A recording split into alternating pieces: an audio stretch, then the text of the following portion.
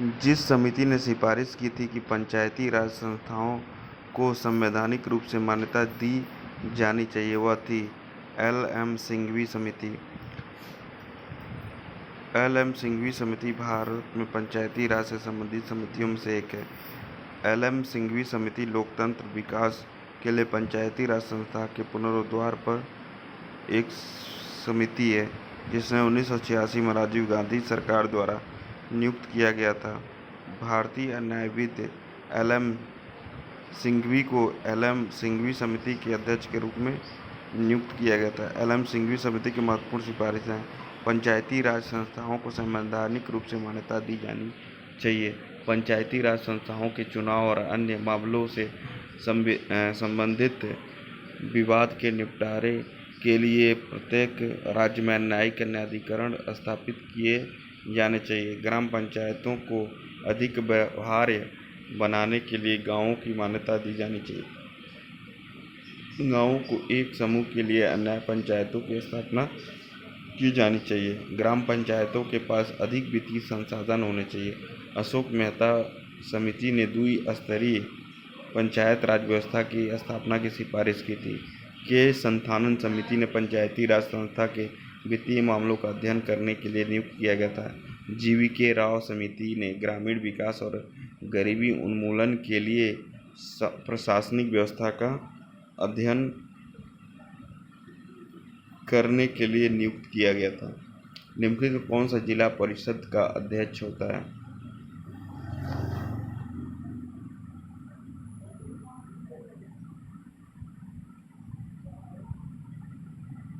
अपने ही सदस्यों से निर्वाचित होते हैं। जिला परिषद का अध्यक्ष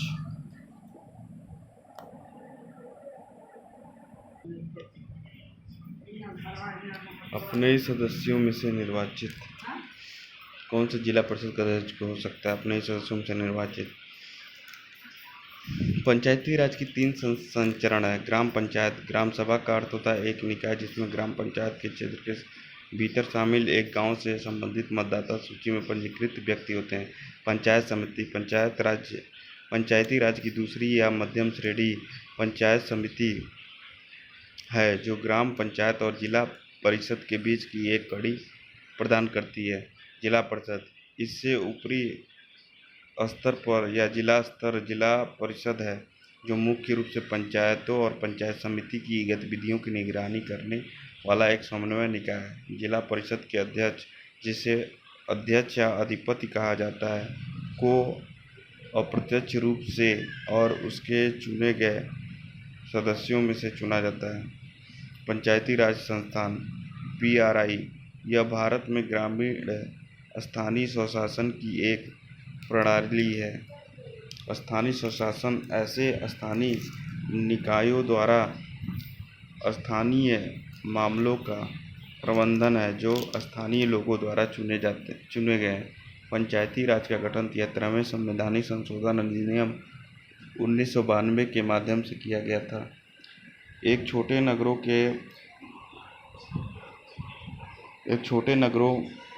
नगरों के प्रशासन के लिए निम्नलिखित में से किस प्रकार के शहरी स्थानीय निकायों की स्थापना की जाती है? नगर क्षेत्र समिति। भारत में शहरी क्षेत्रों के प्रशासन के लिए 8 प्रकार के शहरी स्थानीय निकाय बनाए गए हैं। ये निकाय नगर निगम, नगर पालिका, अधिसूचित क्षेत्र समिति, नगर क्षेत्र समिति, छावनी बोर्ड, टाउनशिप, पोर्ट ट्रस्ट और विशेष प्रायोजन एजेंसी। एक छोटे नगरों के प्रशासन के लिए एक नगर क्षेत्र समिति का गठन किया जाता है। औद्योगिकीकरण के कारण एक तेजी से विकसित कस्बे और एक ऐसा कस्बा जो अभी तक नगर पालिका के गठन के लिए आवश्यक सभी शर्तों को पूरा नहीं करता के प्रशासन के लिए एक अधिसूचित क्षेत्र समिति बनाई जाती है। नगर निगम नगर पालिका कस्बों और छोटे शहरों के प्रशासन के लिए स्थापित की जाती है। मुंबई और हैदराबाद जैसे बड़े शहरों के प्रशासन के लिए नगर निगम बनाए जाते हैं। पंचायती राज विषय संविधान की किस सूची के अंतर्गत आता है? पंचायती राज विषय संविधान की सूची के अंतर्गत संवर्ती सूची। राज्य सूची। पंचायती राज विषय राज्य सूची में आता है। 73वें संशोधन 1992 ने भाग 9वें को संविधान में जोड़ा। इसने अनुच्छेद 243 से 243 ओ तक के प्रावधानों को शामिल करते हुए पंचायतों को शीर्षक दिया। इसने एक नई 11वीं अनुसूची भी जोड़ी। 11वीं अनुसूची, इस अनुसूची में 29 विषय शामिल है। 11वीं अनुसूची के तहत पशुपालन, डेयरी और मुर्गी पालन, मत्स्य उद्योग कुछ विषयों का उदाहरण है। 12वीं अनुसूची 1992 के 74वें संशोधन अधिनियम द्वारा जोड़ा गया। 12वीं अनुसूची में नगर पालिकाओं की शक्तियां, अधिकार और जिम्मेदारियां शामिल हैं। 12वीं अनुसूची में 18 विषय हैं। आमतौर पर एक स्वयं सहायता समूह का प्राथमिक उद्देश्य क्या है? समूहों को सूक्ष्म वित्त प्रदान करना।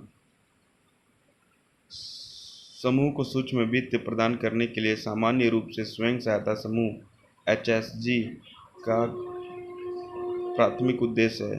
इन समूहों का उद्देश्य आत्मशक्तिकरण की प्रक्रिया को सुविधाजनक बनाना।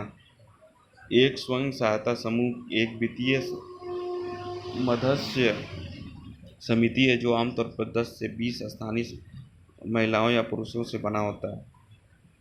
एक स्वयं सहायता समूह उन सदस्यों के लिए एक सामूहिक गारंटी प्रणाली के रूप में काम करता है जो संगठित स्रोतों से उधार लेने का प्रस्ताव रखते हैं। भारत में स्वयं सहायता समूह की उत्पत्ति का पता 1970 में स्वयं रोजगार महिला संघ के गठन से लगाया जा सकता है। आरबीआई के साथ नाबार्ड ने एचएसजी को वर्ष 1993 में बैंकों में बचत खाता रखने की अनुमति दी। संपूर्ण ग्रामीण रोजगार योजना किस वर्ष शुरू किया गया था? सन 2001 में। संपूर्ण ग्रामीण रोजगार योजना वर्ष सन 2001 में शुरू की गई थी। संपूर्ण ग्रामीण रोजगार योजना का फरवरी सन 2006 से NREGS में विलय कर दिया गया, जिसका उद्देश्य ग्रामीण क्षेत्रों में टिकाऊ सामुदायिक उत्पत्ति के निर्माण के साथ साथ अतिरिक्त मजदूरी, रोजगार और खाद्य सुरक्षा प्रदान करना है। वार्षिक परिव्यय 10 करोड़ रुपए था, जिसमें खाद्यान्न पर 50 लाख टन शामिल थे।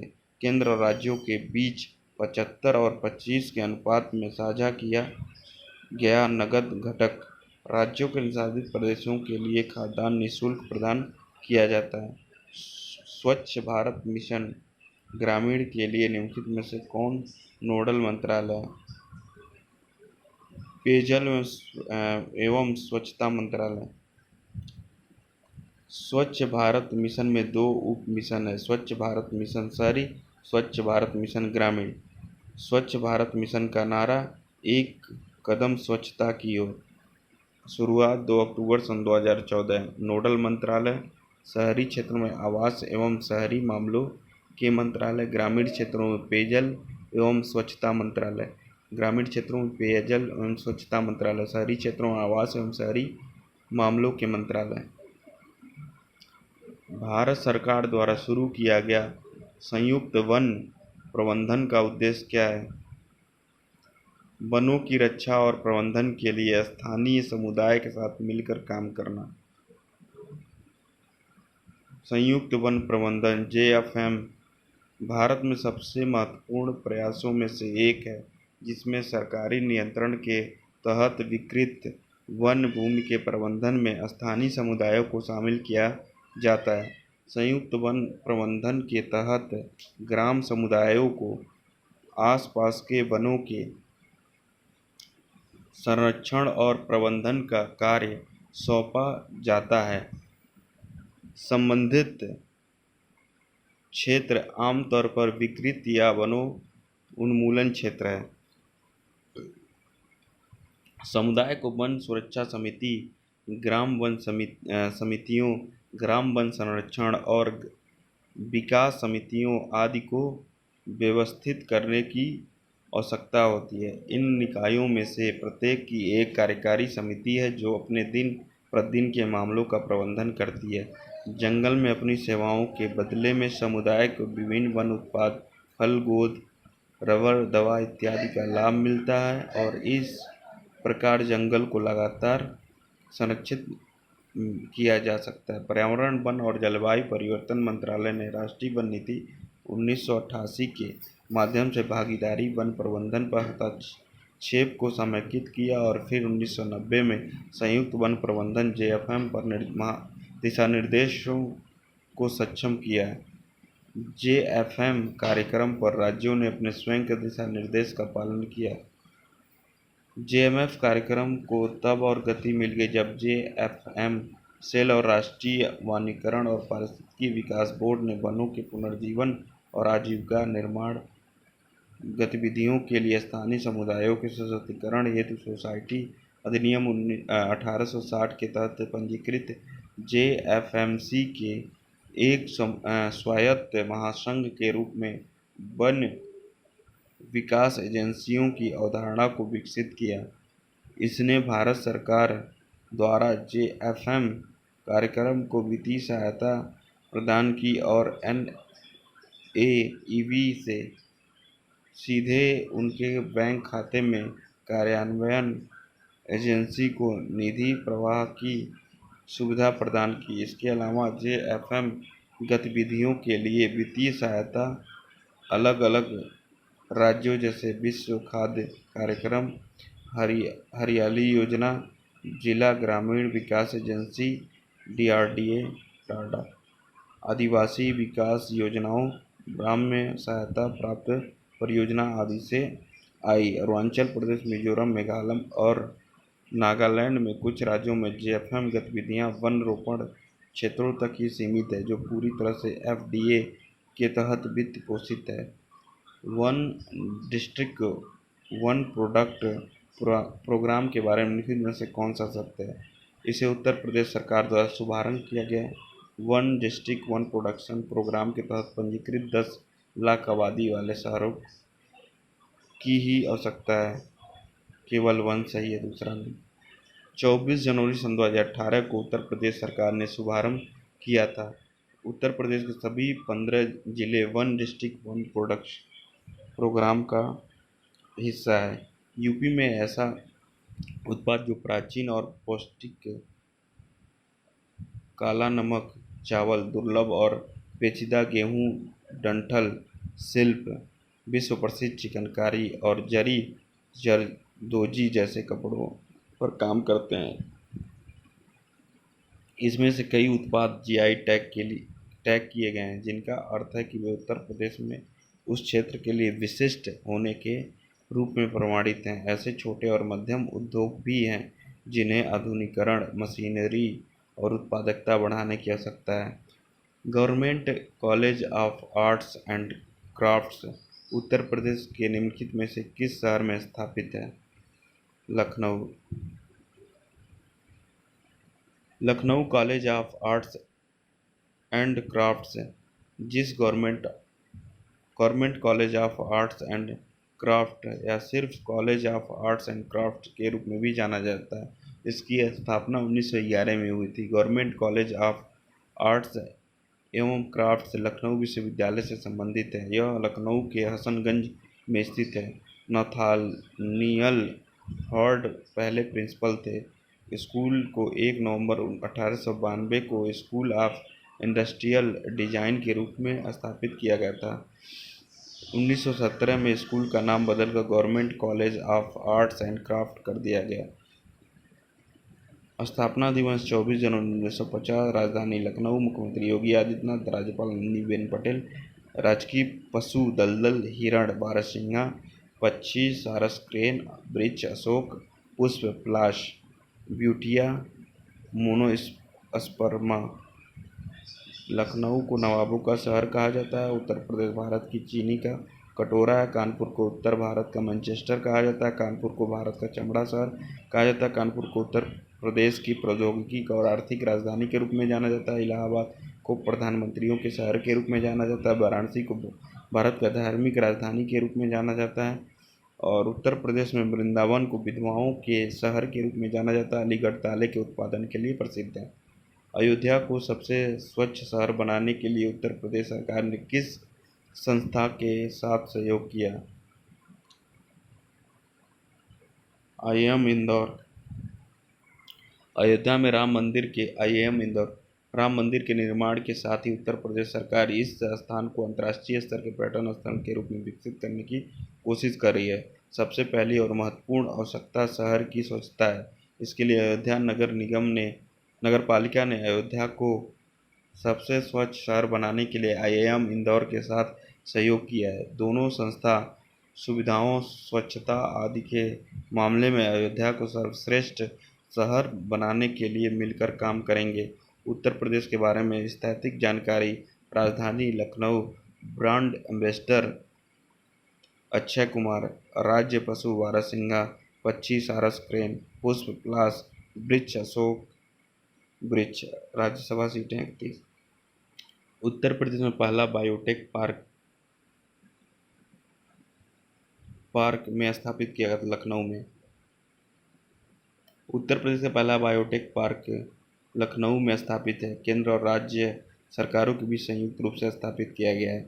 यह उत्तर भारत का एकमात्र कार्यात्मक जैव प्रौद्योगिकी पार्क है जो फसलों की खेती, एक स्वच्छ जीवन जीने और बायोटेक प्रौद्योगिकी उद्योग को बढ़ावा देने के लिए कौशल को समृद्ध बनाने के रूप में जैव प्रौद्योगिकी लाने के लिए उत्तर प्रदेश राज्य की सेवा करता है। यह जैव प्रौद्योगिकी विभाग विज्ञान और प्रौद्योगिकी मंत्रालय, उत्तर प्रदेश सरकार के अधीन है। पार्क उद्यमियों को अपनी औद्योगिकियों को सही करने के लिए ऊष्मा नियंत्रण सुविधाएं प्रदान करता है। पार्क में देश में जैव प्रौद्योगिकी क्षेत्र के लिए अत्यधिक कार्यात्मक और उचित कुशल जनशक्ति उत्पन्न करने के लिए जैव प्रौद्योगिकी में मानव संसाधन विकास के लिए कई कार्यक्रम हैं। बायोटेक पार्क उत्तर प्रदेश की कौशल विकास मिशन उत्तर प्रदेश सरकार के साथ एक सक्रिय भागीदारी है। उत्तर प्रदेश सरकार ने मथुरा जिले के भक्ति संत सूरदास से जुड़े महमूदपुर गांव नाम के एक गांव का नाम बदल दिया है। महमूद गांव का नया नाम क्या है? परसौली। उत्तर प्रदेश सरकार ने मथुरा के महमूदपुर गांव का नाम बदलकर परसौली कर दिया है। यह गोवर्धन तहसील का गांव है। यह जगह खबरों में क्यों है? सूरदास ब्रज रास स्थली विकास समिति के एक पदाधिकारी ने यहाँ कहा कि गांव भक्ति संत सूरदास से जुड़ा है, जिन्होंने यहाँ 7 दशक से अधिक समय बिताया। उन्होंने कहा कि वे 1982 से नाम में बदलाव की मांग कर रहे हैं। सूरदास। परसौली। निम्नलिखित में से कौन सा दिशा जिला विकास समन्वय और निगरानी समिति का सचिव होगा? जिला कलेक्टर। दिशा जिला विकास समन्वय और निगरानी समिति के सचिव जिला कलेक्टर होंगे। हमारे देश में जिलों के कुशल और समयबद्ध विकास के लिए संसद, राज्य विधानसभाओं और स्थानीय सरकारों में सभी निर्वाचित प्रतिनिधियों के बीच बेहतर समन्वय सुनिश्चित करने के उद्देश्य को पूरा करने के लिए जिला विकास समन्वय और निगरानी समिति का गठन किया गया है। बुनियादी ढांचे में सुधार और मानव विकास और लोगों की भलाई में सुधार के लिए बड़ी संख्या में महत्वपूर्ण और महत्वाकांक्षी कार्यक्रम लागू किए जा रहे हैं। ये समितियां निर्धारित प्रक्रिया और दिशा निर्देशों का पालन करते हुए कार्यक्रमों के कार्यान्वयन की निगरानी करती है और अधिक प्रभाव के लिए तालमेल और अभिसरण को बढ़ावा देती है। दिशा की संरचना। अध्यक्ष। दिशा का अध्यक्ष ग्रामीण विकास मंत्रालय द्वारा नामित जिले से निर्वाचित संसद सदस्य लोकसभा होना चाहिए। सह-अध्यक्ष कोई अन्य सांसद जो जिले का प्रतिनिधित्व करता हो। लोकसभा सचिव जिला कलेक्टर होगा। उत्तर प्रदेश के बजट सन 2021 में वन क्षेत्र को बढ़ाने का लक्ष्य रखा गया 15%। उत्तर प्रदेश के वित्त मंत्री सुरेश कुमार खन्ना ने घोषणा की कि वन क्षेत्र को 15% बढ़ाने का लक्ष्य रखा गया है। वर्ष सन 2021 में 30 करोड़ पौधे और वर्ष सन 2022 में 35 करोड़ पौधे लगाने का लक्ष्य है। राज्य समृद्धि मोक वनोपालन योजना के लिए 600 करोड़ रुपए का प्रावधान किया गया। वृद्धावस्था के तहत 3,3100 करोड़ रुपए का प्रावधान किया गया। सामाजिक वानिकी कार्यक्रम को प्रोत्साहन प्रदान करने के लिए 400 करोड़ रुपए का प्रस्ताव रखा गया।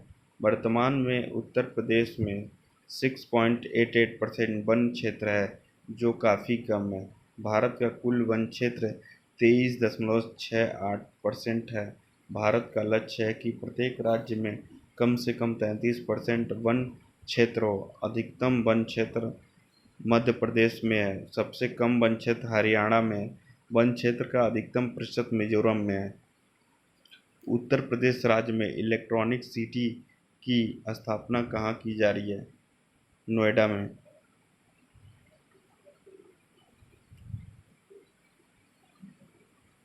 योगी आदित्यनाथ सरकार की योजना ताइवान, जापान और दक्षिण कोरिया की कंपनियों के लिए अलग अलग समूह स्थापित करने की है, क्योंकि इन तीनों देशों का इलेक्ट्रॉनिक्स में मजबूत आधार है।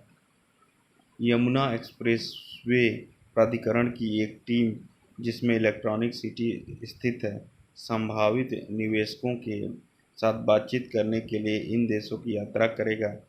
सरकार इलेक्ट्रॉनिक सिटी में 40,000 करोड़ रुपए के संभावित निवेश को देख रही है। यहाँ प्रत्येक प्रस्तावित समूह 200 एकड़ के क्षेत्र में स्थापित किया जाएगा, जिसमें से 150 एकड़ की इलेक्ट्रॉनिक्स कंपनियों को आवंटित किया जाएगा और इन समूह में अपनी इकाइयाँ स्थापित करने के इच्छुक कंपनियों को सब्सिडी और अन्य लाभ प्रदान किया जाएगा। यह उम्मीद है कि विशेष रूप से विदेशी कंपनियां नई नीति और योजना के तहत कई करोड़ का निवेश कर सकती हैं। इससे लाखों युवाओं को रोजगार मिलेगा। इलेक्ट्रॉनिक सिटी आगामी जेवर हवाई अड्डे के पास आ रही है, जो निवेशकों के लिए इस परियोजना को और अधिक व्यवहार्य बना देगा। उत्तर प्रदेश तेजी से एक इलेक्ट्रॉनिक्स विनिर्माण केंद्र के रूप में उभर रहा है। राज्य में इलेक्ट्रॉनिक्स विनिर्माण क्षेत्र के लिए 5 वर्ष के लक्ष्य को सफलतापूर्वक हासिल कर लिया है। केवल 3 वर्षों में 20,000 करोड़ रुपए से अधिक के निवेश को आकर्षित करना और 3 लाख लोगों के लिए रोजगार के अवसर पैदा करना। बरेली उत्तर प्रदेश राज्य का एक जिला है, जिसे नाथ नगरी के नाम से जाना जाता है। आगरा भारतीय राज्य उत्तर प्रदेश के आगरा जिले में यमुना नदी के तट पर स्थित एक शहर है। यह राष्ट्रीय राजधानी नई दिल्ली से 206 किलोमीटर दक्षिण में है। आगरा उत्तर प्रदेश का चौथा और भारत में 24वां सबसे अधिक जनसंख्या वाला शहर है। क्षेत्रफल 121 किलोमीटर स्क्वायर है। कानपुर, जिसे कानपुर के रूप में भी जाना जाता है, एक महानगर है और भारत में उत्तर प्रदेश राज्य का सबसे बड़ा शहर है। आंतरिक गंगा के तट पर स्थित कानपुर अपने ऐतिहासिक, धार्मिक और व्यावसायिक महत्व के साथ उत्तर भारत के प्रमुख प्रौद्योगिकी केंद्रों में से एक है। 1803 में स्थापित कानपुर ब्रिटिश भारत के सबसे महत्वपूर्ण वाणिज्यिक और सैन्य स्टेशनों में से एक बन गया।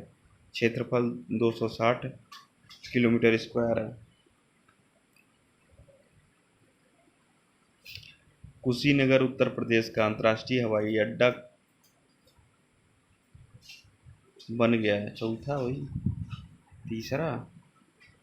प्रधानमंत्री नरेंद्र मोदी ने 20 अक्टूबर सन 2021 को कुशीनगर अंतर्राष्ट्रीय हवाई अड्डे का उद्घाटन किया। उद्घाटन उड़ान कोलंबो श्रीलंका से हवाई अड्डे पर उतरेगी, जिसमें 125 गणमान्य व्यक्ति और बौद्ध भिक्षु होंगे। कुशीनगर हवाई अड्डे के उद्घाटन से दुनिया के विभिन्न हिस्सों के तीर्थयात्रियों को इस क्षेत्र के विभिन्न बौद्ध स्थलों से निर्बाध संपर्क प्रदान करने में सुविधा होगी। उड़ान के उद्घाटन के साथ पर्यटन प्रवाह में 20% तक की वृद्धि होने की उम्मीद है। कुशीनगर अंतर्राष्ट्रीय हवाई अड्डा न केवल तीर्थ स्थल को अंतर्राष्ट्रीय विमानन मानचित्र पर रखेगा, बल्कि क्षेत्र के आर्थिक विकास को भी बढ़ावा देगा। होटल व्यवसाय, पर्यटन संस्थाओं, रेस्तरां आदि को बढ़ावा देकर इसका आतिथ्य उद्योग पर कई गुना प्रभाव पड़ेगा। यह फीडर परिवहन सेवाएं, स्थानीय गाइड नौकरियां आदि में अपार अवसरों को खोलकर स्थानीय लोगों के लिए रोजगार पैदा करेगा। कुशीनगर में हवाई अड्डे के विकास में कुशीनगर को बौद्ध तीर्थयात्रा के 4 प्रमुख स्थलों में से एक के रूप में विकसित करने में मदद मिलेगी। हवाई अड्डे 2 करोड़ से अधिक की आबादी की सेवा करेगा, क्योंकि हवाई अड्डे के पास लगभग 10 से 15 जिलों का एक भीतरी इलाका है और यह पूर्वी उत्तर प्रदेश और बिहार के पश्चिमी उत्तरीय भाग की बड़ी प्रवासी आबादी के लिए एक बड़ा समर्थन होगा। इसमें केले, स्ट्रॉबेरी और मशरूम जैसे बागवानी उत्पादों के निर्यात के अवसरों को भी बढ़ावा मिलेगा। कुशीनगर हवाई अड्डा 3600 किलो वर्ग मीटर में फैला है, जिसे 260 करोड़ रुपए की अनुमानित लागत से बनाया गया है। नया टर्मिनल व्यस्त समय के दौरान 300 यात्री को संभालने के लिए सुसज्जित है। वर्तमान में 2 अंतर्राष्ट्रीय हवाई अड्डे लखनऊ में चौधरी चरण सिंह अंतर्राष्ट्रीय हवाई अड्डा और वाराणसी में लाल बहादुर शास्त्री हवाई अड्डा राज्य में चालू है, जबकि दूसरा गौतम बुद्ध नगर के जेवर में आ रहा है। अब कुशीनगर उत्तर प्रदेश का तीसरा अंतर्राष्ट्रीय हवाई अड्डा बन गया है।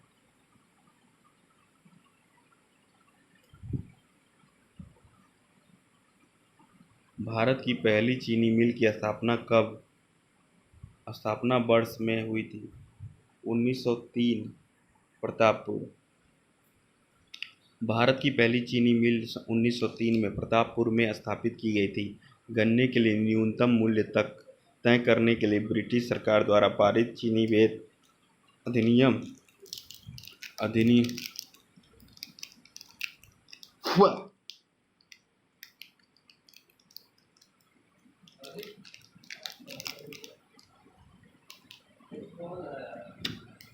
गन्ना विकास विभाग की स्थापना उत्तर प्रदेश में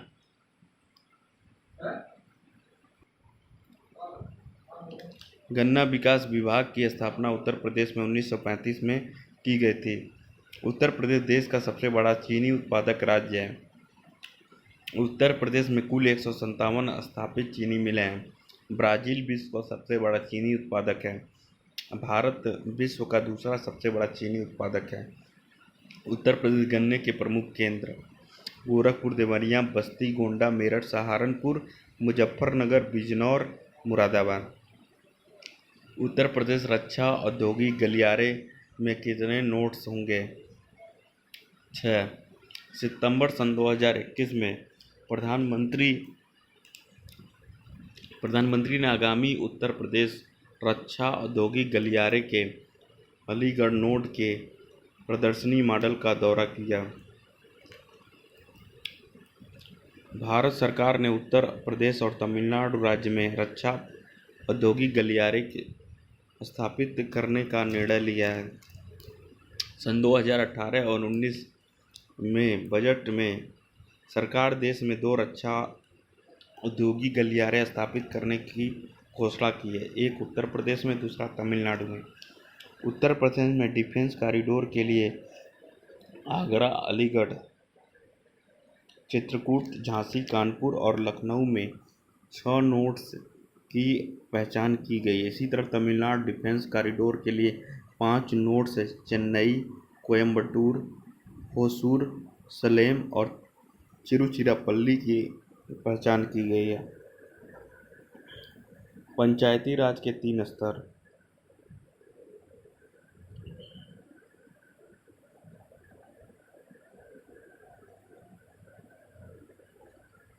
जिला परिषद, पंचायत समिति, ग्राम पंचायत।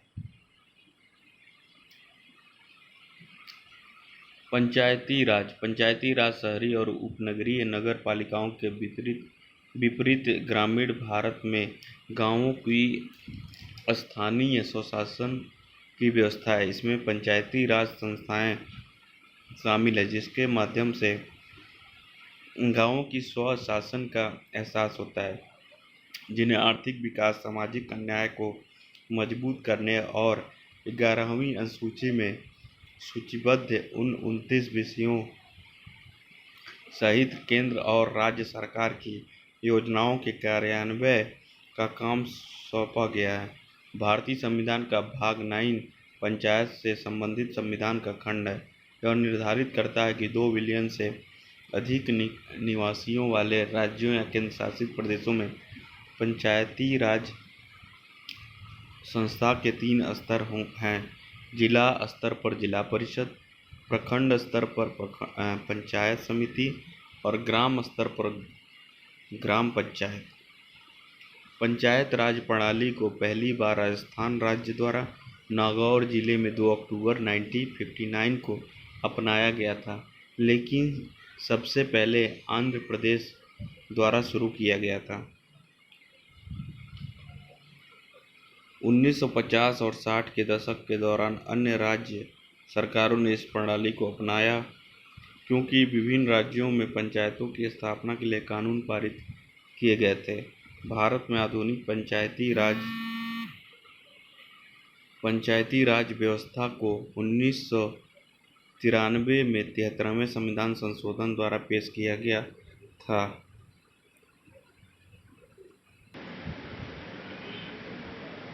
मध्य प्रदेश, उत्तर प्रदेश और बिहार के बीच संयुक्त ऊधम बांध परियोजना का नाम क्या है, जिसका जून सन 2018 में उद्घाटन किया गया था?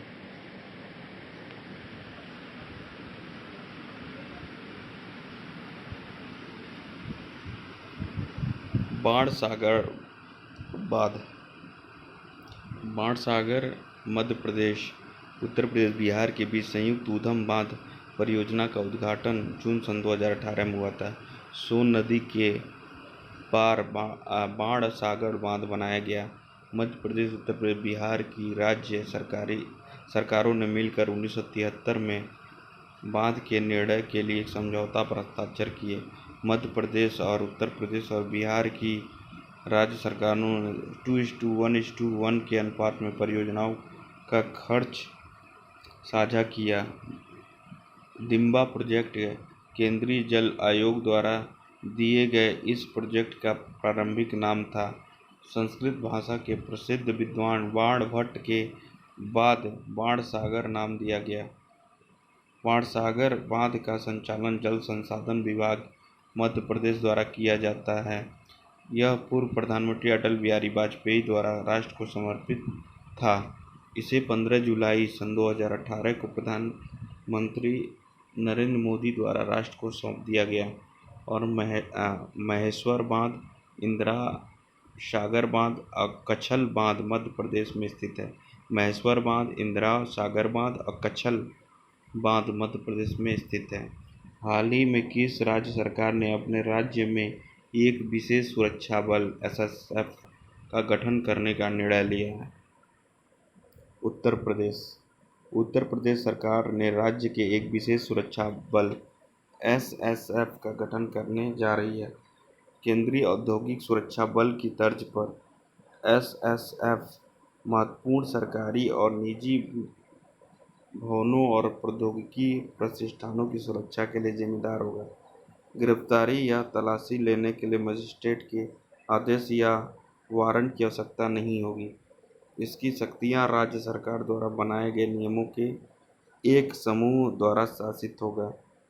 उत्तर प्रदेश, लखनऊ, योगी आदित्यनाथ, आनंदीबेन पटेल। मध्य प्रदेश, भोपाल, शिवराज सिंह चौहान, गंगूभाई पटेल।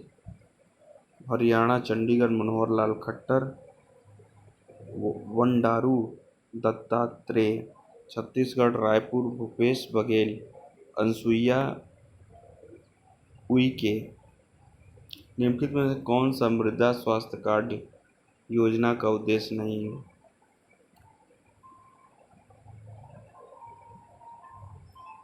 किसानों को ताज़ा मिट्टी उपलब्ध कराना। मृदा स्वास्थ्य कार्ड योजना सन 2015 में भारत सरकार द्वारा किसानों को मृदा स्वास्थ्य कार्ड जारी करने के लिए शुरू की गई है। मृदा स्वास्थ्य कार्ड किसानों को उनकी मिट्टी के पोषक तत्वों की स्थिति के बारे में जानकारी प्रदान करता है और साथ ही मिट्टी के स्वास्थ्य और उसकी उर्वरता में सुधार के लिए पोषक तत्वों की उचित पोषण की सिफारिश करता है। किसानों को हर 2 वर्ष में मृदा स्वास्थ्य कार्ड जारी किए जाते हैं, जिसका उद्देश्य उर्वरकता में पोषण संबंधित कमियों को दूर करने के लिए एक आधार प्रदान करना है। मृदा परीक्षण को पोषक तत्व प्रबंधन के आधार पर मृदा परीक्षण को बढ़ावा देने के लिए विकसित किया गया है। सही मात्रा में उर्वरकों के प्रयोग से मृदा परीक्षण खेती की लागत को कम करता है। यह पैदावार में वृद्धि करके किसानों को अतिरिक्त आय सुनिश्चित करता है और यह अस्थायी खेती को भी बढ़ावा देता है।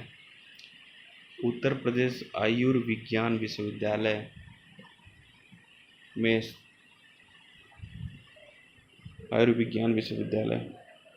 इटावा उत्तर प्रदेश का आयुर्विज्ञान विश्वविद्यालय उत्तर प्रदेश के इटावा जिले के सपही में स्थित है। पूर्व में इसे उत्तर प्रदेश ग्रामीण आयुर्विज्ञान एवं अनुसंधान संस्थान के रूप में जाना जाता है। सन 2016 में राज्य सरकार के एक अधिनियम द्वारा उत्तर प्रदेश ग्रामीण आयुर्विज्ञान संस्थान और अनुसंधान को विश्वविद्यालय का दर्जा दिया गया और इसका नाम बदलकर उत्तर प्रदेश आयुर्विज्ञान विश्वविद्यालय कर दिया है। विश्वविद्यालय में पूर्ण रूप से संचालित है चिकित्सा महाविद्यालय, dental college, paramedical college, nursing college, pharmacy college, multi specialist 850 bed वाले अस्पताल, 150 बिस्तर वाला ट्रामा एंड बर्न सेंटर। राज्य सरकार निम्नलिखित सुविधाएं स्थापित करने की योजना बना रही है। 50 बिस्तर वाला सुपर स्पेशलिस्ट अस्पताल, 30 बिस्तर पर प्रसूति एवं स्त्री रोग और बाल रोग अस्पताल। प्राचीन काल में किस शहर को प्रयाग के नाम से जाना जाता था? इलाहाबाद। इलाहाबाद उत्तर प्रदेश का एक प्रसिद्ध शहर है। प्रयाग इलाहाबाद का प्राचीन नाम है। यह भारत के विश्व प्रसिद्ध कुंभ मेले के 4 स्थलों में से एक है। इलाहाबाद को प्रधानमंत्रियों के शहर के रूप में भी जाना जाता है। उत्तर प्रदेश सरकार ने अक्टूबर सन 2018 में इलाहाबाद का नाम बदलकर प्रयागराज कर दिया। इलाहाबाद शहर 3 तरफ से गंगा यमुना नदियों से घिरा हुआ है और गंगा यमुना सरस्वती त्रिवेणी संगम का संगम इलाहाबाद में होता है। भारत में पहली एयर मेल प्रणाली इलाहाबाद में स्थापित की गई थी। उत्तर प्रदेश का उच्च न्यायालय इलाहाबाद में है। उत्तर मध्य रेलवे का मुख्यालय इलाहाबाद में। बनारस वाराणसी का प्राचीनतम नाम है। जबलपुर मध्य प्रदेश का एक शहर है। कन्नौज उत्तर प्रदेश का एक शहर है।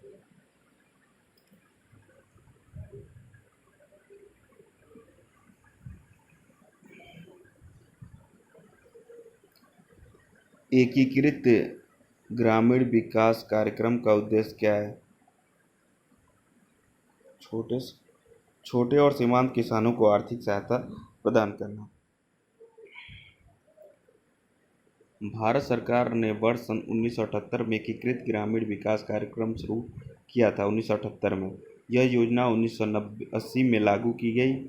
गरीबी रेखा से नीचे के परिवारों के जीवन को बढ़ाने के उद्देश्य से उत्पादक संपत्ति अधिग्रहण के माध्यम से स्वरोजगार प्रदान करना, आय अर्जित करने वाले युवाओं को उपयुक्त कौशल प्रदान करना। IRDP ग्रामीण क्षेत्र और रोजगार मंत्रालय के अंतर्गत आता है।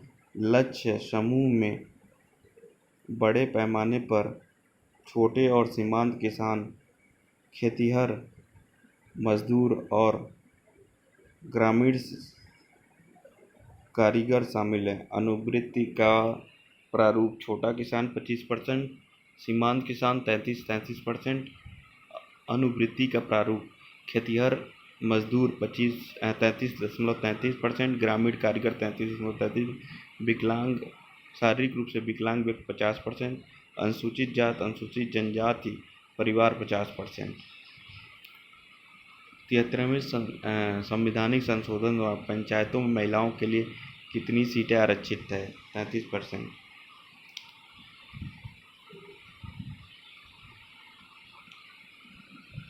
73वें संवैधानिक संशोधन अधिनियम के तहत अनिवार्य प्रावधान: ग्राम सभा का संगठन, पंचायतों की स्थापना 3 स्तरों तथा ग्राम मध्यवर्ती और जिला स्तरों पर की जाती है।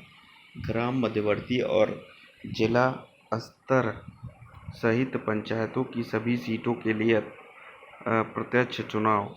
मध्यवर्ती और जिला स्तर पर अप्रत्यक्ष चुनाव द्वारा निर्वाचित अध्यक्ष का पद।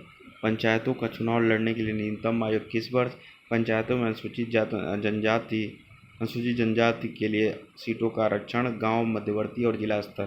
पंचायतों और ग्राम मध्यवर्ती जिला स्तर पर महिलाओं के लिए 1/3 सीटों का आरक्षण। पंचायतों के लिए 5 वर्ष का निश्चित कार्यकाल। ग्राम मध्यवर्ती और जिला स्तर: किसी भी पंचायत का अधिवेशन होने की स्थिति में 6 माह के भीतर नए सिरे से चुनाव कराना। पंचायतों के चुनाव कराने के लिए राज्य चुनाव आयोग की स्थापना। पंचायतों की वित्तीय स्थिति की समीक्षा के लिए प्रत्येक 5 वर्ष के बाद राज्य वित्त आयोग का गठन। 73वां संविधान संशोधन अधिनियम: 73वां संविधान संशोधन अधिनियम 1992 में नरसिम्हा राव सरकार के दौरान पारित किया गया था। इसने हमारे संविधान में भाग 9 जोड़ा, जिसका शीर्षक पंचायतों के रूप में और अनुच्छेद 243 से 243 ओ के प्रावधान से संबंधित है।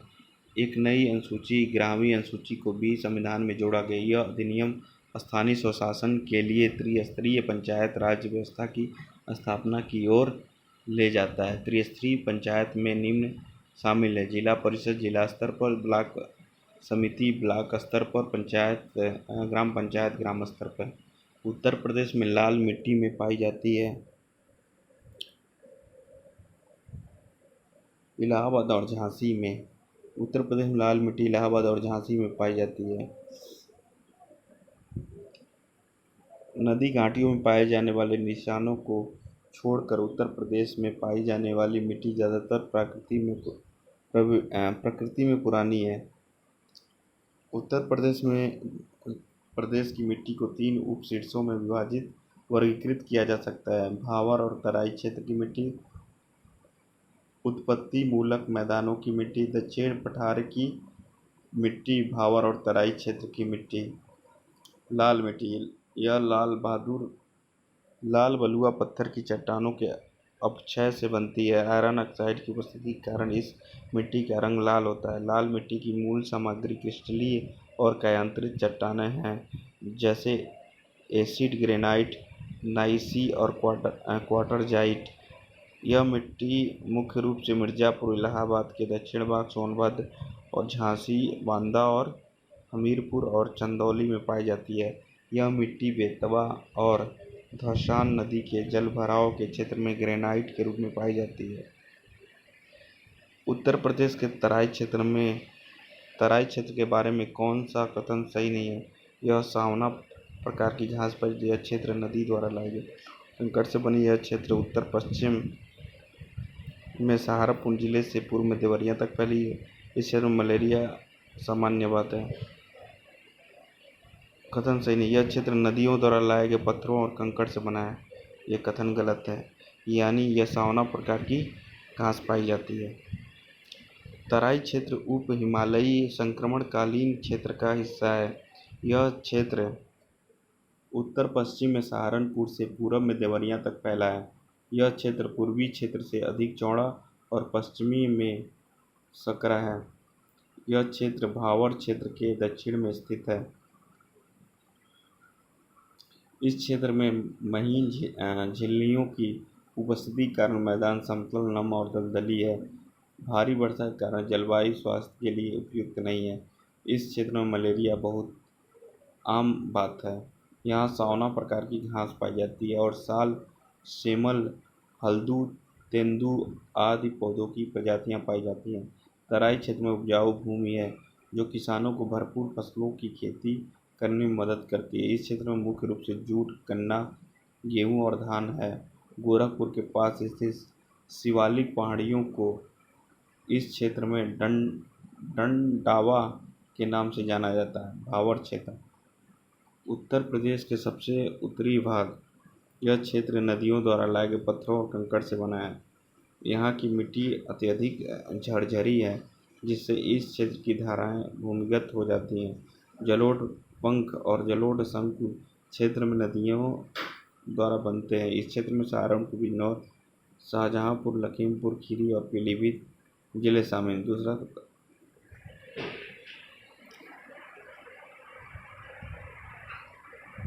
विंधाम जलप्रपात उत्तर प्रदेश किस जिले में है? विंधाम, मिर्जापुर। वाराणसी से लगभग 90 किलोमीटर की दूरी पर विंधाम झरना उत्तर प्रदेश राज्य के मिर्जापुर क्षेत्र में स्थित है। इस अद्भुत जलप्रपात का प्रबंधन जिले के वुडलैंड्स डिवीजन के माध्यम से किया जाता है। इस झरने से लगभग 2 किलोमीटर की दूरी पर टांडा झरना है। इसके निकट एक मनोरंजन क्षेत्र व वन विहार स्थित है जो स्थिति के आकर्षण में सुधार करता है। निकटतम railway station Mirzapur train place है जो इलाहाबाद से बक्सर सीमा में है। विंध्यान जलप्रपात उत्तर प्रदेश के मिर्जापुर जिले के महत्वपूर्ण पर्यटक आकर्षणों में से एक है। पटारी जनजाति उत्तर प्रदेश के किस जिले में पाई जाती है? सोनभद्र। पटारी एक समुदाय है जो मुख्य रूप से भारत के उत्तर प्रदेश के सोनभद्र जिले में पाया जाता है। जनजातियों के अनुसार पटारी मूल गौंड आदिवासियों के हैं जो गौंड राजाओं के अनुष्ठान विशेषज्ञ और सलाहकार थे। वे देवगौड़ उपमंडल से संबंधित है। पटारी कभी छत्तीसगढ़ी बोलते थे लेकिन अब हिंदी बोलते हैं। पटारी को आगे 4 उप विभाजनों में विभाजित किया गया है जिनमें से प्रत्येक में अलग अलग टोटेमिस्टिक सेप्स है जिन्हें क्यूरिस कहा जाता है। पटारी पटारी पुजारी हैं जिन्हें स्थानीय रूप से दक्षिण पूर्वी उत्तर प्रदेश में कई आदिवासी समूह जैसे कि मझवार, चेरो, भुइयार के बैगाओं के रूप में जाना जाता है। उत्तर प्रदेश में हवाई अड्डों के नाम: लाल बहादुर शास्त्री हवाई अड्डा वाराणसी में है। चौधरी चरण सिंह हवाई अड्डा लखनऊ में है। बमरौली हवाई अड्डा इलाहाबाद हवाई अड्डा। मर्यादा पुरुषोत्तम श्रीराम हवाई अड्डा अयोध्या हवाई अड्डा। उत्तर प्रदेश में किले: आगरा किला 1983 यूनेस्को की विश्व विरासत, अलीगढ़ का किला, इलाहाबाद का किला, झांसी का किला। निम्नलिखित राज्यों में से कौन सा ट्यूबवेल सिंचाई के क्षेत्र में सर्वोत्तम है? उत्तर प्रदेश। भारत में सबसे अधिक ट्यूबवेल नलकूप सिंचाई के क्षेत्र में उत्तर प्रदेश में है। 1930 में उत्तर प्रदेश में पहला नलकूप खोदा गया था। उत्तर प्रदेश में भारत के नलकूप सिंचाई क्षेत्र का 28 से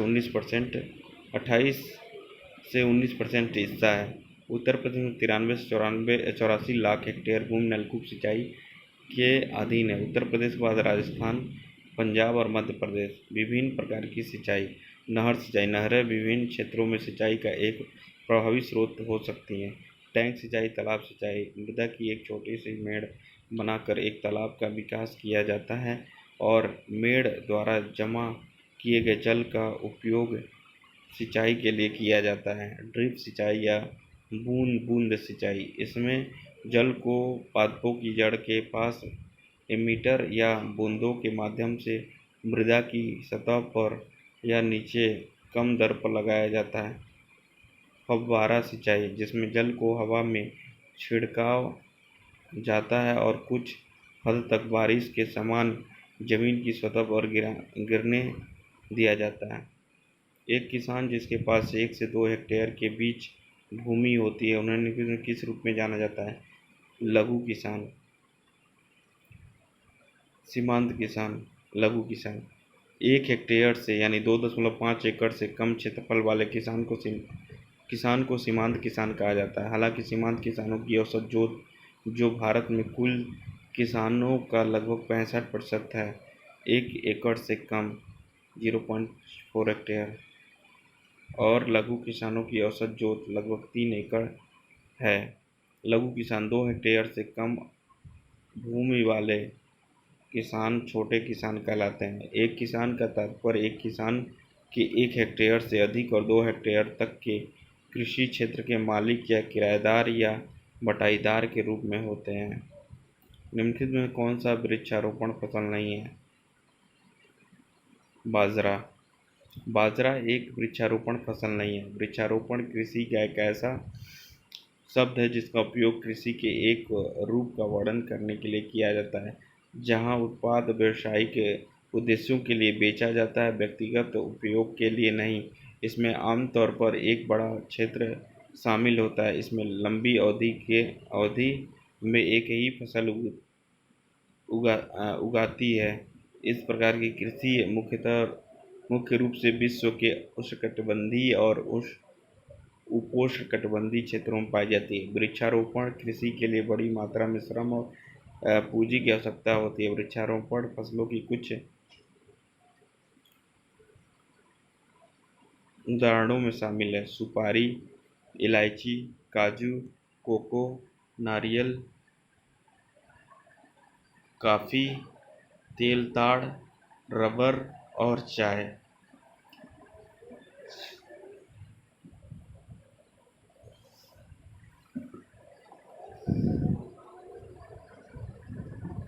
वृक्षारोपण फसल शब्द से तात्पर्य उन फसलों से है जो किसी व्यक्ति या कंपनी के स्वामित्व और प्रबंधन के निकटवर्ती क्षेत्रों में व्यापक पैमाने पर उगाई जाती है। नारियल, काजू, कोको, सुपारी, ताड़ तेल, ताड़ यारा कृषि मंत्रालय के अंतर्गत आते हैं, जबकि चाय, कॉफी और रबड़ वाणिज्य मंत्रालय द्वारा निपटाए जाते हैं।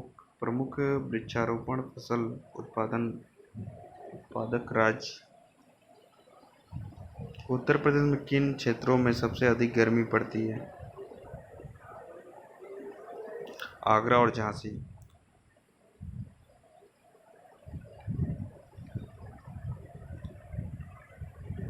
प्रयागराज, कानपुर, फतेहपुर, आगरा, बांदा, चित्रकूट, उरई, महोबा, झांसी, जालम, ललितपुर जैसे क्षेत्रों में कर्क रेखा के निकट होने के कारण भीषण गर्मी का अनुभव होता है। हालांकि आगरा, झांसी उत्तर प्रदेश में सबसे गर्म ग्रीष्मकाल का अनुभव करते हैं। गर्मियों में बरेली में न्यूनतम तापमान का अनुभव होता है। लू उत्तर प्रदेश में गर्मियों के दौरान एक स्थानीय हवा एक सामान्य घटना है। दबाव प्रवणता के कारण लू चलती है। स्थानीय हवाओं की सूची: ब्लॉसम शावर, प्री मानसून बौछारें जो कॉफी के फूलों के खिलने में मदद करती है। Blossom shower. उत्तर पश्चिम Bharat, Punjab, Haryana, Delhi, mango shower, pre monsoon वर्षा जो आमों को पकने में मदद करती है। केरल और कर्नाटक मिलती है। लू विशेष रूप से भारत के उत्तरी मैदानों में चलने वाली गर्म, शुष्क और दमनकारी हवाएं। यूपी, बिहार, राजस्थान, दिल्ली। नॉरवेस्टर्स कल वैसाखी, यह पश्चिम बंगाल और असम में शाम का तूफान है। पश्चिम बंगाल, असम और उड़ीसा। उत्तर प्रदेश की जलवायु किस प्रकार है? उष्णकटिबंधीय मानसून। उत्तर प्रदेश की जलवायु उष्णकटिबंधीय मानसून प्रकार है। यह बहुत ही ठंडी सर्दियाँ और बहुत ही गर्म ग्रीष्मकाल की विशेषता है। उत्तर भारत में पहाड़ियों की उपस्थिति, अलग अलग ऊंचाई और समुद्र से दूरी के कारण राज्य में बड़े पैमाने पर जलवायु परिवर्तन भी होते हैं। उत्तर प्रदेश की जलवायु मुख्य रूप से वर्षा के आधार पर 2 जलवायु क्षेत्रों में विभाजित है, अर्थात आर्द्र और उष्णकटिबंधीय क्षेत्र और मध्यम आर्द्र और उष्णकटिबंधीय क्षेत्र। शुष्क जलवायु मुख्य रूप से रेगिस्तानों की विशेषता है। राजस्थान गुजरात के रेगिस्तानों में इस प्रकार की जलवायु होती है। समशीतोष्ण जलवायु को वर्ष भर या वर्ष के कुछ हिस्सों में मध्यम वर्षा के रूप में वर्गीकृत किया गया है, जिसमें सर्वाधिक सूखा गर्म ग्रीष्मकाल, सुखद और सर्द से ठंडी सर्दी होती है। भारत में उत्तर भारत के हिमालयी क्षेत्र में समशीतोष्ण जलवायु देखी जाती है। उत्तर प्रदेश की लगातार घंटे कथक करके गिनीज वर्ल्ड रिकॉर्ड किया है। सोनी चौरसिया का जन्म 1987 में वाराणसी में हुआ था। यह शास्त्रीय नृत्य रूप कथक की नर्तकी हैं। उन्होंने लगातार 124 घंटे परफॉर्मेंस करके सबसे लंबे डांस मैराथन का गिनीज वर्ल्ड रिकॉर्ड तोड़ा। उन्होंने 9 अप्रैल सन 2016 को माउंट लिटेरा जी स्कूल में नया गिनीज वर्ल्ड रिकॉर्ड बनाया। इन्होंने केरल के त्रिचूर की हेमलता कुंडलू का रिकॉर्ड तोड़ा, जिन्होंने 124.20 घंटे तक मोहिनीअट्टम का प्रदर्शन किया था। अंकित तिवारी भारतीय गायक और संगीत निर्देशक। जिंगल्स से अपनी करियर की शुरुआत की और बैकग्राउंड म्यूजिक कंपोज किया। उन्हें सन 2016 में पुरुष पार्श्व गायक के लिए फिल्म फेयर पुरस्कार मिला। शुभम तिवारी लखनऊ की एक कथक नृत्यांगना। 9 फरवरी सन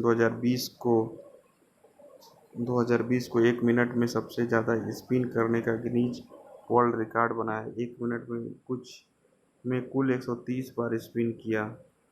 पंडित बिरजू महाराज यह प्रसिद्ध भारतीय कथक नर्तक और गायक हैं। सन 2016 में सर्वश्रेष्ठ कोरियोग्राफी के लिए फिल्म फेयर पुरस्कार मिला। कई पुरस्कारों से सम्मानित किया जा चुका है। पद्म विभूषण, संगीत नाटक अकादमी पुरस्कार, कालिदास सम्मान। आंगनवाड़ी सेवा का पूरा नाम क्या है? समेकित बाल विकास सेवा, संरक्षण विकास सेवा है।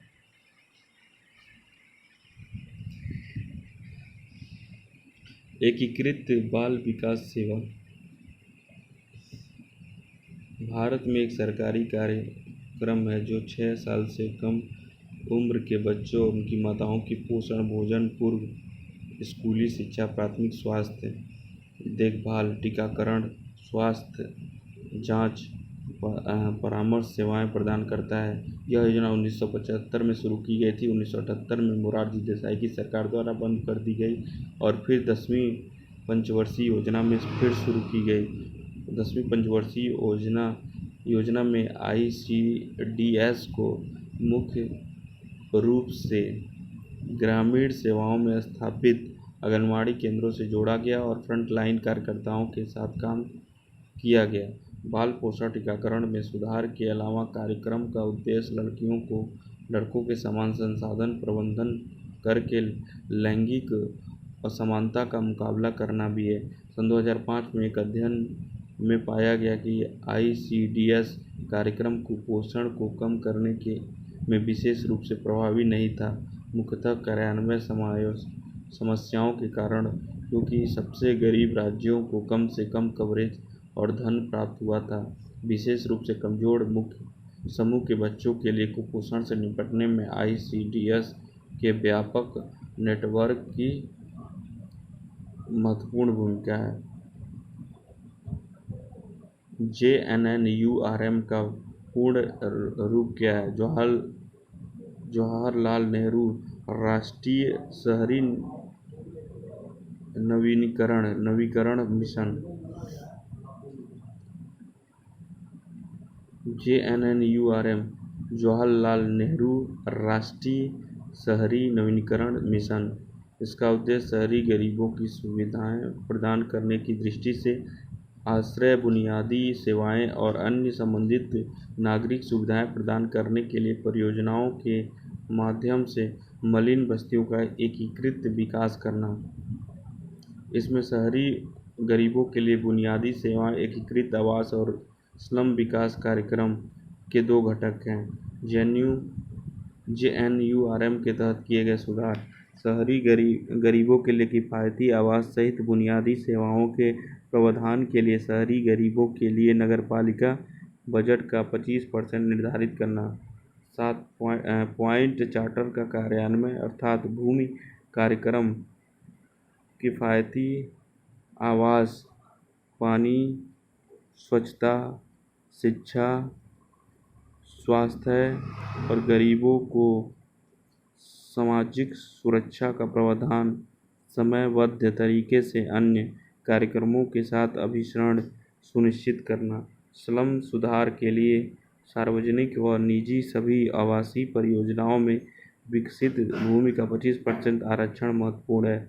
भारत सरकार द्वारा किस वित्तीय वर्ष के दौरान जल क्रांति अभियान शुरू की गई थी? सन 2015 और 16 में। वित्तीय वर्ष 2015-16 के दौरान जल क्रांति अभियान भारत सरकार द्वारा शुरू किया गया था। केंद्रीय जल संसाधन, नदी विकास और गंगा संरक्षण मंत्री सुश्री उमा भारती ने 5 जून सन 2015 को जल क्रांति अभियान की शुरुआत की थी। 5 जून सन 2015।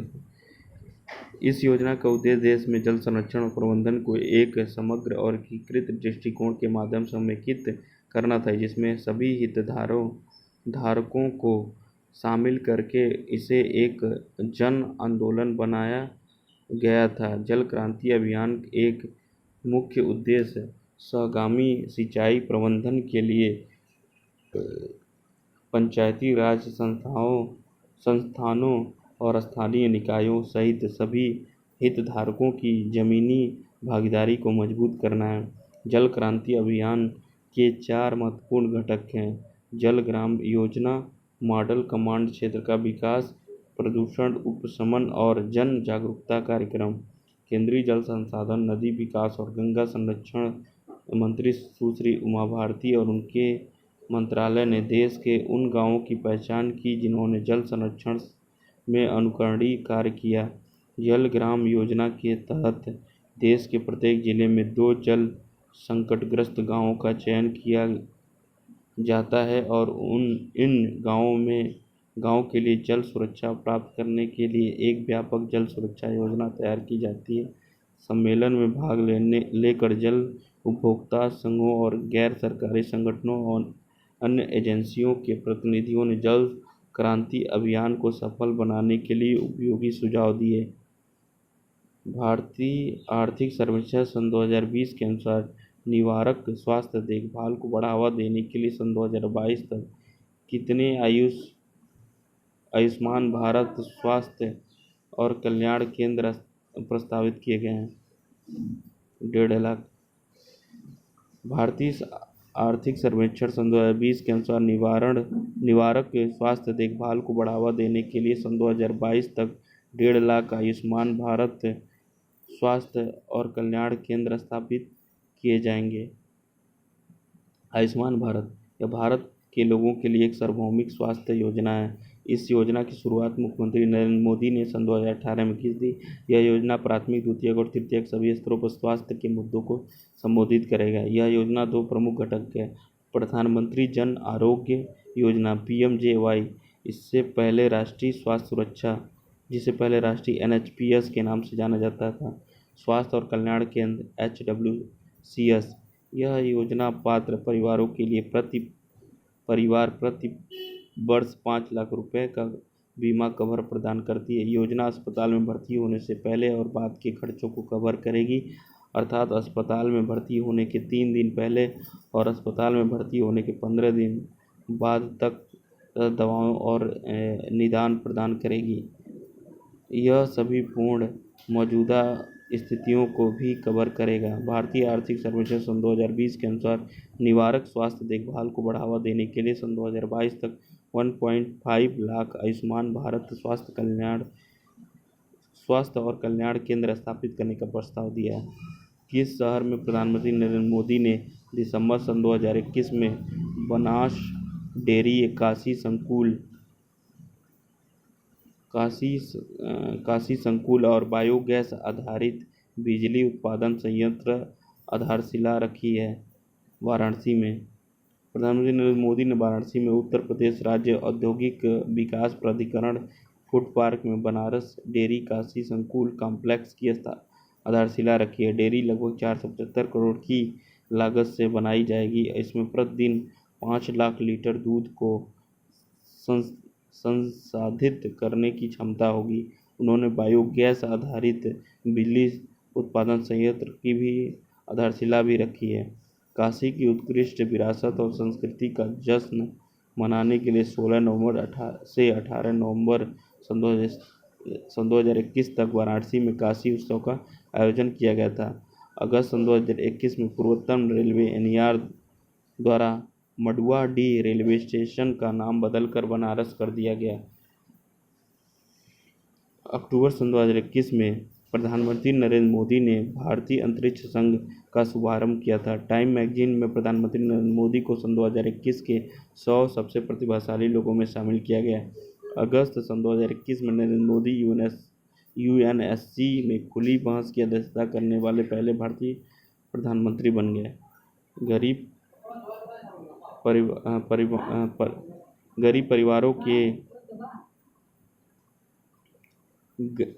परिवारों के ग्रामीण युवाओं के कौशल और उत्पादक क्षमता को विकसित करके समावेशी विकास प्राप्त करने के उद्देश्य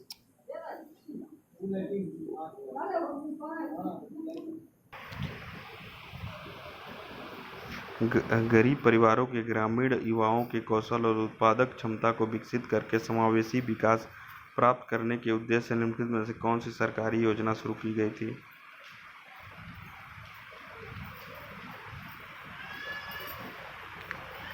दीनदयाल उपाध्याय ग्रामीण कौशल योजना। ग्रामीण विकास मंत्रालय ने 25 सितंबर सन 2014 को दीनदयाल उपाध्याय ग्रामीण कौशल योजना DDU-GKY अंत्योदय दिवस की घोषणा की। DDU-GKY राष्ट्रीय ग्रामीण आजीविका मिशन NRLM का एक हिस्सा है, जिसे ग्रामीण गरीब परिवारों की आय में विविधता जोड़ने और ग्रामीण युवाओं की करियर आकांक्षाओं को पूरा करने के दोहरे उद्देश्यों के साथ काम किया गया। यह राष्ट्रीय ग्रामीण आजीविका मिशन NRLM के तहत काम करने वाली एक मांग संचालित प्लेसमेंट लिंक्ड कौशल प्रशिक्षण पहल है। यह आय में विविधता लाने और गरीबी से निरंतर ऊपर की ओर गति को सक्षम करने के लिए एक उपकरण के रूप में कौशल प्रशिक्षण और मजदूरी रोजगार में नियुक्ति का उपयोग करता है।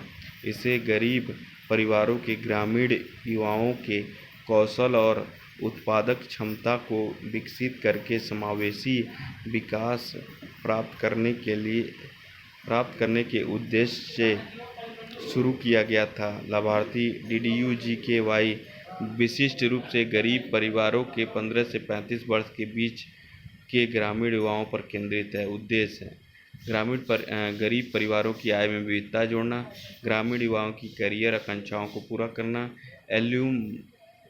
एल्यूमनाई मीट योजना का महत्वपूर्ण घटक है। एल्यूमनाई मीट पूर्व प्रशिक्षुओं द्वारा अपने वर्तमान समकक्षों के साथ प्लेसमेंट कैरियर लक्ष्यों प्रशिक्षण शुरू करने से पहले रोजगार खोजने में आने वाली चुनौतियों और उनके द्वारा प्राप्त लाभों जैसे विषयों पर अनुभव साझा करने के लिए स्वास्थ्य आधार प्रदान करती है। कुछ पूर्व प्रशिक्षुओं को उनके कार्यस्थलों पर उनके अनुकरणीय प्रदर्शन के लिए कार्यक्रमों में सम्मानित किया जाता है। कवरेज यह कार्यक्रम वर्तमान में 27 राज्यों और 3 केंद्रशासित प्रदेशों में लागू किया जा रहा है और 1822 परियोजनाओं में 2198 से अधिक प्रशिक्षण केंद्र, 839 परियोजनाएं कार्यान्वयन एजेंसियों के साथ साझेदारी में 56 क्षेत्रों में प्रशिक्षण आयोजित किया जा रहा है और 600 से अधिक नौकरी भूमिकाएं हैं। उत्तर प्रदेश किस जिले में संतरे का सर्वाधिक उत्पादन है? सहारनपुर में उत्तर प्रदेश में संतरे का सबसे अधिक उत्पादन होता है। यहाँ देसी, नागपुरी, एम्पदार और लड्डू किस्मों के संतरे का उत्पादन किया जाता है। अमरूद उत्तर प्रदेश के इलाहाबाद, बरेली, अयोध्या जिलों में उत्पादन होता है। सफेदा, ललित, हाफजी लखनऊ, केरल, इलाहाबाद, सफ़ेदा, ढोलका, लखनऊ प्रमुख किस्म हैं। ढोलका लखनऊ, केरल इलाहाबाद सफ़ेदा, ललित हाफजी सफ़ेदा, माल्टा उत्तर प्रदेश मेरठ, वाराणसी, सहारनपुर जिलों में माल्टा का उत्पादन होता है। संतरा उत्तर प्रदेश में संतरे का सर्वाधिक उत्पादन सहारनपुर जिले में होता है। यहाँ संतरे की नागपुरी, एम्पदार और लड्डू किस्मों का उत्पादन होता है। लीची उत्तर प्रदेश सबसे अधिक लीची का उत्पादन सहारनपुर और मेरठ जिलों में होता है। सहारनपुर और मेरठ में नींबू राज्य में नींबू का उत्पादन मुख्य रूप से सहारनपुर और मेरठ में होता है। तो मेरठ में क्या क्या होता है? लीची होती है और नींबू होती है। सहारनपुर मेरठ में क्या क्या होता है? लीची और नींबू होती है। और संतरा कहाँ होता है? सहारनपुर में होता है। किसान क्रेडिट कार्ड योजना की सिफारिश किसके द्वारा की गई थी? आर.बी. गुप्ता समिति। किसान क्रेडिट कार्ड अगस्त 1998 में शुरू की गई एक क्रेडिट योजना है। योजना के प्रतिरूप आर.बी. गुप्ता समिति की सिफारिश पर नाबार्ड द्वारा तैयार किया गया था। 1998-99 में अपने बजट भाषण में केंद्रीय वित्त मंत्री यशवंत सिन्हा ने केसीसी की शुरुआत की। वर्तमान में लगभग 6.95 करोड़ सक्रिय केसीसी है। आरबीआई ने संपार्श्विक मुक्त कृषि ऋण की सीमा 1 लाख से बढ़ाकर 1.6 लाख कर दी है। केसीसी के लिए ऋण आवेदन करने वाले किसान 3 लाख तक की राशि के लिए 7% प्रति वर्ष के हिसाब से पूंजी ले सकते हैं और पशुधन और मत्स्य पालन के लिए ऋण 4% प्रति वर्ष की ब्याज दर पर प्रदान किया जाएगा। यह अग्रिम तिथि से 1 वर्ष की अवधि के भीतर त्वरित पुनर्भुगतान के लिए 3% का अतिरिक्त उप अधिवेशन भी प्रदान करेगा। किसान द्वारा आवेदन जमा करने के लिए 15 दिनों के भीतर बैंक नए केसीसी जारी करेगा। निम्नलिखित में कौन सा सामाजिक सुरक्षा योजना नहीं है? उत्पादन से जुड़ी प्रोत्साहन पीएलआई योजना। भारत में सामाजिक सुरक्षा योजना अटल पेंशन योजना, इसे सन 2015 में प्रक्षेपण किया गया था। इस योजना में असंगठित श्रमिकों जैसे घरेलू सहायक, ड्राइवर, माली आदि को लक्षित करती है। ऐसे श्रमिकों को जो अपने बुढ़ापे के लिए बचत करने की अनुमति देता है। यह पेंशन कोष नियामक और विकास प्राधिकरण द्वारा प्रशासित है। प्रधानमंत्री वय वंदना योजना, यह उन लोगों को लक्षित करने वाली एक सामाजिक सुरक्षा योजना है जो 60 वर्ष से अधिक आयु के लिए भारतीय जीवन बीमा निगम द्वारा कार्यान्वित किया जाता है। इसे सन 2017 में परीक्षण किया गया था। राष्ट्रीय वयोश्री योजना, यह योजना गरीबी रेखा के नीचे जीवन यापन करने वाले वरिष्ठ नागरिकों को भौतिक सहायता और सहायक उपकरण प्रदान करती है। यह एक केंद्र प्रायोजित योजना है। पीएलआई योजना, प्रोडक्शन लिंक्ड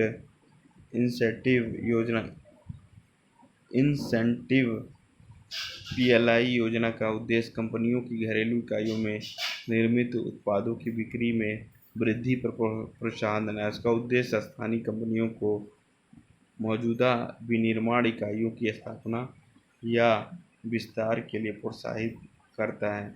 इसलिए यह एक सामाजिक सुरक्षा योजना नहीं है। निम्नलिखित में से कौन महात्मा गांधी राष्ट्रीय ग्रामीण रोजगार गारंटी अधिनियम से लाभ पाने के योग्य हैं?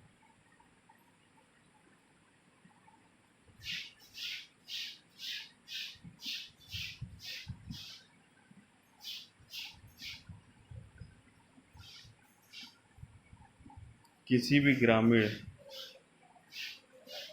भी ग्रामीण परिवार के वयस्क सदस्य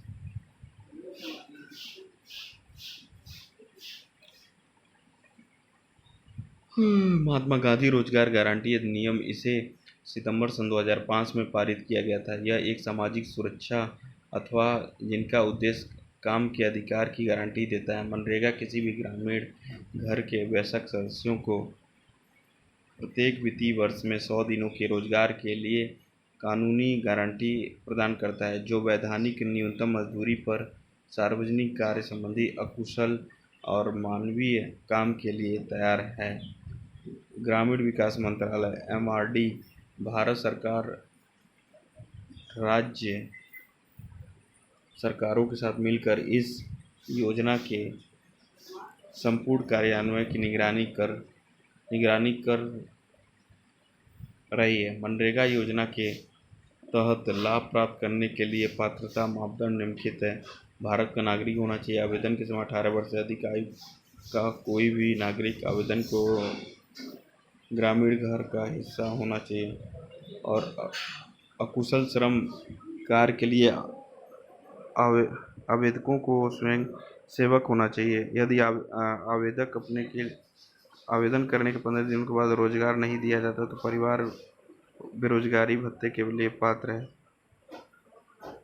मनरेगा एक ग्रामीण परिवार को एक वित्तीय वर्ष में मजदूरी के 100 दिनों की गारंटी देता है, जिसके लिए बेशक सदस्य स्वैच्छिक काम करते हैं। भारत सरकार के इंदिरा आवास योजना के तहत व्यक्तिगत लाभार्थी उन्मुख कार्य अनुसूचित जातियों और अनुसूचित जनजातियों, क्षेत्र या सीमांत किसानों या भूमि सुधारों या लाभार्थियों के कार्ड पर किया जा सके। बेरोजगारी भत्ता पाने के अधिकार आवेदन जमा करने के 15 दिनों के भीतर या काम की मांग करने पर तारीख से प्रदान किया जाता है।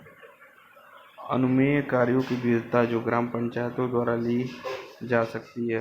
मनरेगा महिलाओं के आर्थिक और सामाजिक सशक्तिकरण पर केंद्रित है। मनरेगा कार्यों का सोशल ऑडिट अनिवार्य है, जो जवाबदेही और पारदर्शिता दर्शाता है। मनरेगा कार्य जलवायु परिवर्तन भेदकता को संबोधित करते हैं और किसानों को ऐसे जोखिमों से बचाते हैं और प्राकृतिक संसाधनों का संरक्षण करता है। ग्राम सभा केवल चाहने वाले के लिए अपनी आवाज़ उठाने और मांग करने का प्रमुख मंच है। यह ग्राम सभा और ग्राम पंचायत जो मनरेगा के तहत कामों की सेल्फ को मंजूरी देता है, इनकी प्राथमिकता है। जिला स्तर पर स्वास्थ्य भारत मिशन शहरी गतिविधियों की निगरानी के लिए समिति का गठन किया गया है। जिला परियोजना प्रबंधन, जिला उच्च शक्ति, जिला स्तरीय समीक्षा निगरानी। स्वच्छ भारत मिशन गतिविधियों को निगरानी के लिए जिला स्तर पर जिला स्तरीय समीक्षा और निगरानी समिति का गठन किया गया। जिला स्तरीय सलाहकार और निगरानी समिति DLMS SBM यू के कार्यान्वयन की देखरेख रहेगा। यह सुनिश्चित करेगा कि लाभार्थी का ठीक से चयन किया गया है, हाथ से मैल ढोने की प्रथा को समाप्त किया गया और ठोस और तरल कचरे का वैज्ञानिक निपटारा किया गया। प्रमुख भूमिका यह देखना है कि खुले में शौच मुक्त शहरों का उद्देश्य हासिल किया जाए, उसे क्या रखा जाए। सदस्य सचिव की भूमिकाएं और जिम्मेदारी। योजना जिला स्तर पर मांग मूल्यांकन और घर सर्वेक्षण की सुविधाएं प्रदान करना, सुनिश्चित करना कि शहरी स्थानीय निकाय राज्यों द्वारा अनुमोदन के लिए शहर स्तरीय स्वच्छता योजनाएं, स्वच्छ भारत योजना 16 तैयार है। कार्यान्वयन विभिन्न एजेंसियों के बीच समन्वय को सुगम बनाना, संसाधनों के अंतर क्षेत्रीय अभिसरण को बढ़ावा देना, नागरिक उड़ाव और भागीदारी को बढ़ावा देना। जिला स्तर पर SBM के कार्यान्वयन की प्रगति की निगरानी करता है। 3 महीने के बाद DLMC बैठकें आयोजित करता है। जिले के प्रत्येक ULB के सेवा स्तर संकेतों में सुधार की समीक्षा करता है। ई-गवर्नर और ईज ऑफ डूइंग बिजनेस के नज़रिए से SBM के कार्यान्वयन की समीक्षा करता है। SBM पोर्टल से जिला लॉगिंग प्राप्त होता है। स्थानीय स्वशासन को शासन के 3 स्तर के लिए वैधानिक दर्जा दिया गया है। स्थानीय स्वशासन राजनीतिक पदानुक्रम के न्यूनतम स्तरों पर प्राधिकरण के हस्तांतरण पर जोर देता है। यह एक प्रकार का लोकतांत्रिक विकेंद्रीकरण है जिसमें समाज के सबसे बुनियादी सदस्यों को भी प्रकाशित किया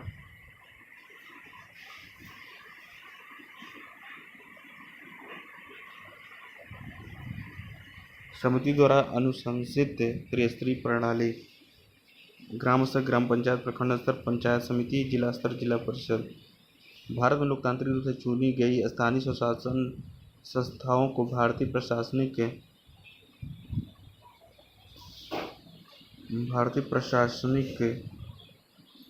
व्यवस्था के तहत नगरपालिकाओं के रूप में जाना जाता है। नगरपालिकाओं के 3 प्रकार होते हैं: 10 लाख से अधिक निवासियों के साथ नगर निगम, 25,000 से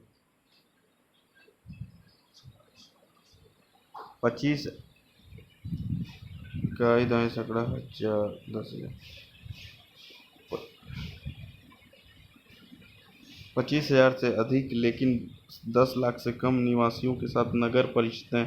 नगरपालिका 10,000 से अधिक लेकिन 25,000 से कम निवासियों के साथ नगरपालिका समिति।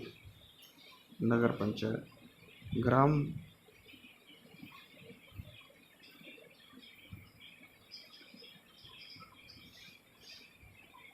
ग्राम स्तर पर ग्राम पंचायत, प्रखंड स्तर पर मंडल या प्रखंड पंचायत और जिला स्तर पर जिला पंचायत। ग्रामीण क्षेत्रों में पंचायतों के 3 पदानुक्रम हैं।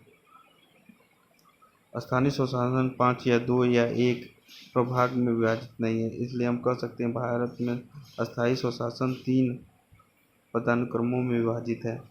कौन सी पंचायती राज संस्था नहीं है? ग्राम सभा है, ग्राम पंचायत, न्याय पंचायत नहीं, ग्राम सहकारी समिति। ग्रामीण विकास के लिए भारतीय प्रशासन की त्रिस्तरीय संरचना में पंचायती राज कहा जाता है। पंचायती राज का उद्देश्य जिलों और प्रदेशों और गांवों में स्थानीय स्वशासन का विकास करना है। पंचायती राज की संस्था है। ग्राम सभा पंचायती राज व्यवस्था का प्राथमिक निकाय है। यह अस्थायी निकाय मतदाताओं का निकाय है।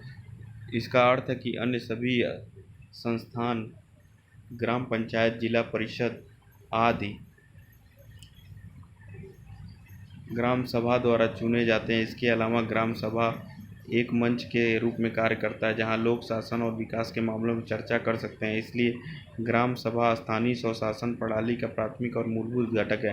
ग्राम पंचायत पिरामिड प्रणाली में सबसे निचला स्तर है। ग्राम पंचायत मुख्य कार्य सामुदायिक मुद्दों का ध्यान रखना, स्कूलों के निर्माण और रखरखाव, सड़क, जल निकासी की सुविधा आदि और स्थानीय करों को वसूलना और एकत्र करना है। ग्राम पंचायत गांव में मतदाताओं के सामान्य निकाय और यानी ग्राम सभा के साथ साथ पदानुक्रम में इसके ऊपर के 2 स्तरों के अधिकार के प्रति जवाबदेह है। न्याय पंचायत ग्रामीणों के बीच विवादों को निपटाने के लिए गठित पंचायत प्रणाली का एक हिस्सा है। इसके लिए भिन्न कार्य या छोटे आपराधिक और सिविल मामलों को हल करने का प्रयास करता है, जिसमें विवादित पक्ष पंचायत के सदस्यों को अपने पक्ष की व्याख्या करते हैं।